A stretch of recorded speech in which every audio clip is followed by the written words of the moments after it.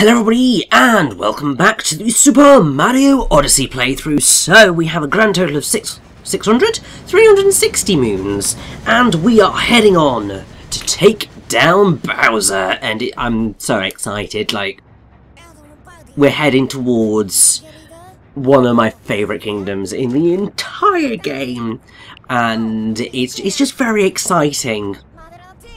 Because, you know, it's nice to be so close to the end of the game, because it's sort of at this point that you really don't expect anything to turn up and change things a little bit, but, huh? Oh?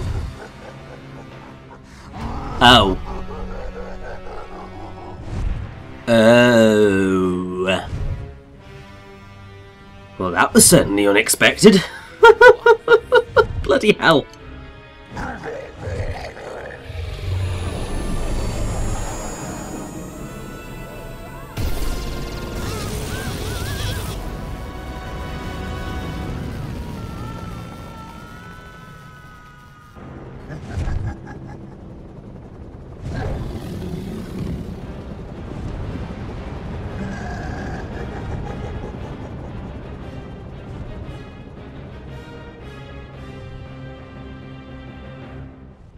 So, once again, Bowser absolutely scuppers our plans, and he's ditched us in the ruined kingdom, Crumbledon. And yeah, the Odyssey is broken again.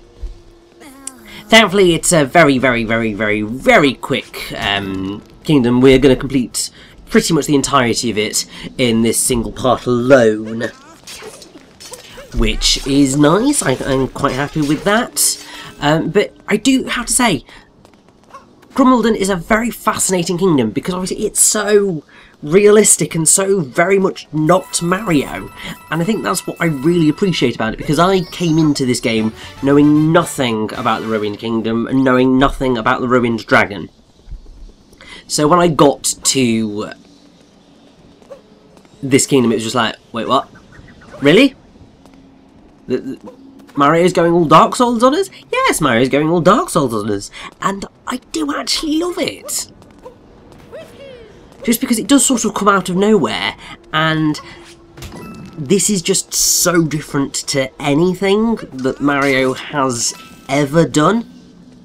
And obviously, if you've kind of gotten this far in the playthrough, you'll understand I really like it when Mario starts shaking it up a little bit, doing things differently, because you end up with these kind of completely bonkers areas that just end up being really cool just because they are so different.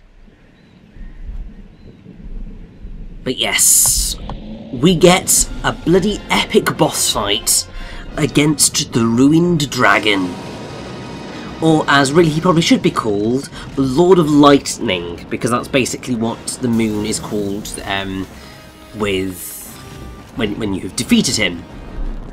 So, even though you know he's called Ruined Dragon, his Japanese name is, let me get to it, Horobia Doragon, which effectively translates to Crumbledon Dragon, which effectively says that the ruined bit of his name refers to the place he lives rather than his physical condition, because he seemed perfectly fine apart from, you know, that spot on his head, which is obviously notably a weak point. But yes, I mean, his other names, Dracustio from Dragon and Rustico, or Rustico.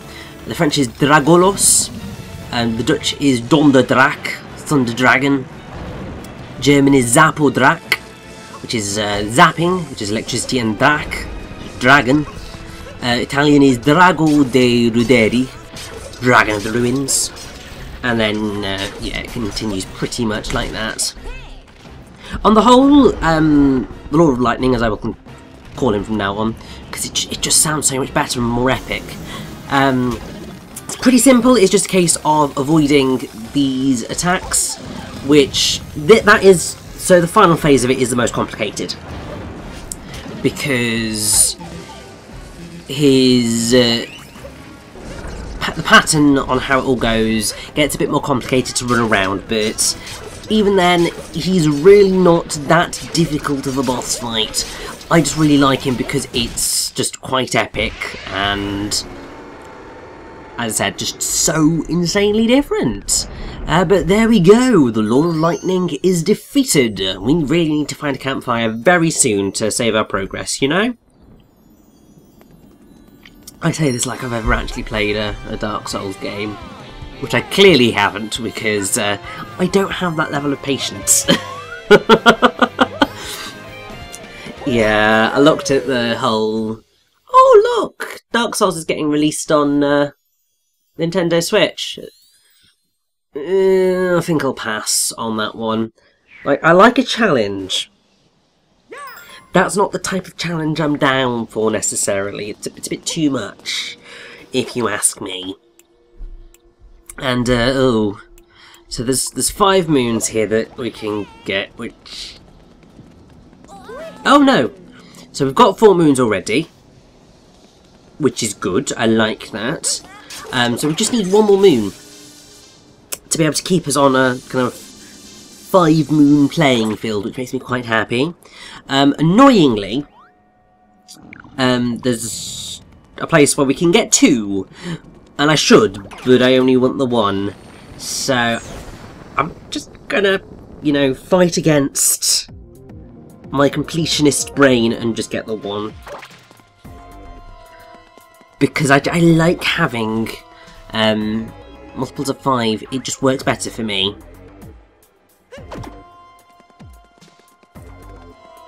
And this secret area it's kind of fascinating, because you're aiming to stop these bits as they are in the right position. It should be pretty obvious what the right position is. And if you cock it up, you can just go reset the thing, but it's one of those situations where if you're already set one of them up, then if you mess the other one up, it'll reset both of them. But it's pretty much a case of throw Cappy as soon as you get to the spot before, and that'll pretty much sort you out in the grand scheme of things.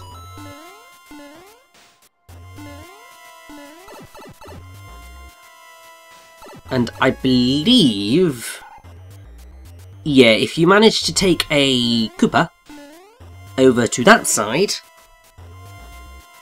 which is basically a case of getting one of those red Koopa troopers to bounce them over that side, you can kind of get down to the bottom, but obviously we're not going to be doing that. We are just going to get this the main moon for this area, and roll with it that way.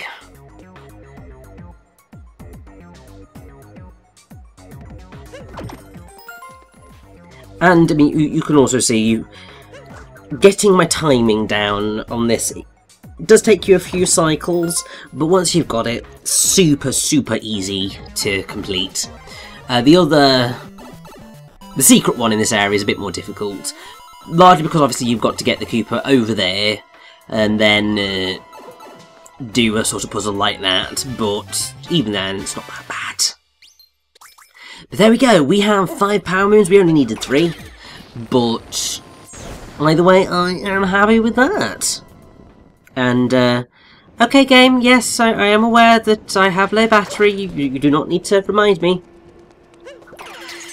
Yeah, I like the Switch, but the way it kind of flags up things like the low battery is just a bit like, you couldn't just wait until I got to the end here, because this was pretty much the end of a session, and it was just like, I'm gonna charge it up after this, so could you just not remind me that I've got low battery? But clearly it needs to. Still, the Odyssey is repaired. We are done with Crumbledon, Horobia, in Japanese Vestustia, in Spanish Desoland, French Drakennest, Dutch. But yeah, we're done with it, so let's move on.